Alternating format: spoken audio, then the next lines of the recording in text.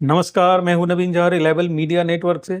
दोस्तों, कुछ दिन पहले बिहार में एक पोस्टर लगा था कि चिराग पासवान अगले मुख्यमंत्री होंगे बिहार के। उसके बाद तो जेडीयू और बीजेपी है उसको तत्काल खंडन किया और बताया बिहार में चीफ मिनिस्टर की कोई वैकेंसी नहीं है। मामला बिगड़ता देख चिराग पासवान बिहार पहुंचे और नीतीश जी से मिलके जब बाहर आए तो उन्होंने क्लैरिफिकेशन दिया कि बिहार में चीफ मिनिस्टर की कोई वैकेंसी नहीं है।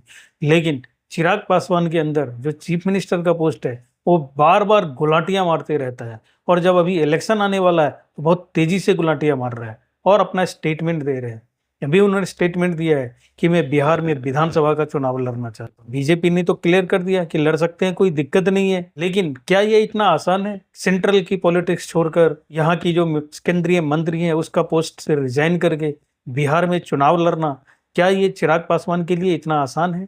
क्या हासिल कर लेंगे वो? अगर पार्टी जीतती है तो मुख्यमंत्री का पोस्ट तो मिलना नहीं है, मंत्री बन के तो शायद ही रहे। अगर मान लो कि डिप्टी सीएम का पोस्ट मिलता है तो 1 मिनट के लिए मान लीजिए वो एक्सेप्ट भी कर लेते हैं, तो क्या वो ऐसा कर पाएंगे? क्या ऐसा दाव चिराग खेलेंगे? ये इतनी बेसिक सी चीज चिराग को समझ नहीं आ रही है, ये तो कोई मान नहीं सकता। तो फिर क्या रीजन है कि बार बार वो सीएम के पोस्ट को लेकर, बिहार को लेकर इतने संजीदा हो जाते हैं? इसका एक कारण तो ये हो सकता है कि चिराग पासवान चाहते हैं कि हमारे जो कार्यकर्ता है उसको बूस्टअप मिले हमारे चुनाव लड़ने से, और हमारे चुनाव लड़ने से हमारा कैंपेन भी अच्छा होगा और जो वोटर का रुझान है वो होगा। जनता में ये मैसेज दिया जा सकता है कि चिराग अगले मुख्यमंत्री हो सकते हैं, क्योंकि जनता तो बेवकूफ होती है, भ्रम में आके कुछ भी कर लेती है, और जब रिजल्ट आएगा फिर देखा जाएगा कि फिर वापस से केंद्र में आना है या स्टेट में ही रहना है। एक तो ये कारण हो सकता है। दूसरा कारण क्या हो सकता है? दूसरा कारण मुझे ये लगता है कि बीजेपी कहीं चिराग को 2020 की तरह यूज तो नहीं करना चाहती। याद कीजिए 2020 में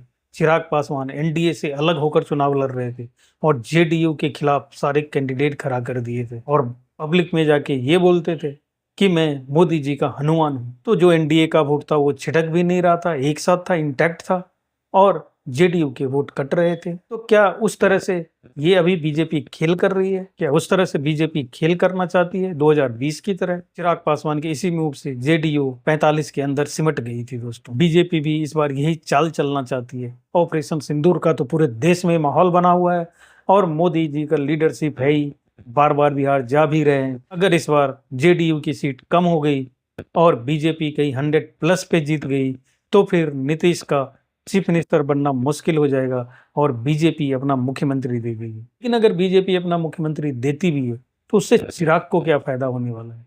राजनीति में बिना नफा नुकसान के तो कोई होता नहीं है। तो अगर चिराग बीजेपी का ये काम करते हैं, स्टूज बनते हैं नीतीश के खिलाफ, तो चिराग पासवान को इससे क्या फायदा होगा? अगर ये सोचते हैं तो ऐसा लगता है कि ये पॉसिबल नहीं हो सकता, क्योंकि चिराग आखिरकार पॉलिटिशियन है। जब तक उनको कुछ बड़ा मिलेगा नहीं वो ऐसा करेंगे क्यों? लेकिन चिराग के दिमाग में बिहार की मुख्यमंत्री का पोस्ट तो है ही, वो आज ना कल उस पे दावा तो करेंगे ही। टाइम कितना लगेगा ये बताया नहीं जा सकता, अभी तो उम्र भी कम है, अभी 2025 में तो चांस नहीं है। लेकिन आगे क्या होगा ये कहा नहीं जा सकता।